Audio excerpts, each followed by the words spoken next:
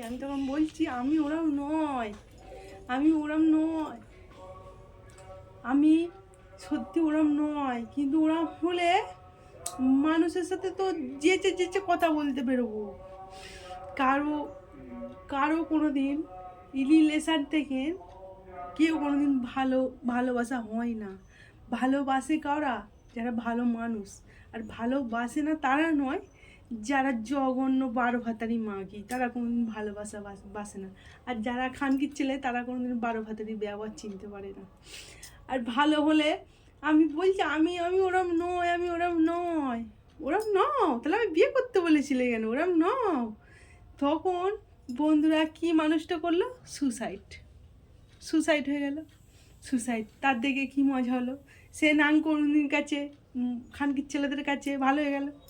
ওরা মনে করলো আমি মনে হয় খুব ভালো হয়ে গেলাম, ঠিক আছে। তারপরে আবার যখন ঝগড়া মিটে গেল তখন বলছে আমার কেউ নেই, আমি একলা, আমার কেউ নেই। মানে মানে ওরা মানে 12 হাতের এরা যেরকম ব্যবহার করে, সুযোগে দেখবে ভালো ব্যবহার করছে, আর সুযোগ মিটে গেলে দেখবে তোমায় চিনতেই পারে না, চুপচাপ, যেন কিছু কথা পর্যন্ত বলতে পারে না, যেন কথা পর্যন্ত সে জানে না। কিন্তু সেরকম একটা ভালো মানুষটাকে ভাবে সে তারা।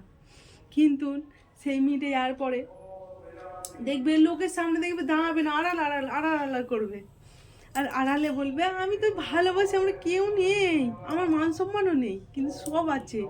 তাদের শরীরের লোভটা, শরীরের মেটাবার জিনিসটা নেই তাদের কাছে। কিন্তু তারা তো ওইটাও বুঝতে পারে না। ওরা মনে করছে আমি মনে হয় ভালো হয়ে যাচ্ছি, নাম কনুর কাছে, খানকির ছেলেদের কাছে ভালো হয়ে যাচ্ছি। কিন্তু আসল ভালো কাদের ঘরে বলে? খানকির ছেলেরা বোঝে না। খানকির ছেলেদের সামনে যতই খানকিরা দুর্ব্যবহার করুক, খানকিরা যতই পচা মাছ ভাবুক, সেই খানকির ছেলেটা কিন্তু খানকির ছেলের পিছনে, খানকির মাগির কাছেই ঘোরে। কেন বলো তো? তারা যেমন তেমন তো তাদের সঙ্গে ম্যাচ খাবে, আর যে যেটা নয় তার সঙ্গে চিনতে পারবে নাকি?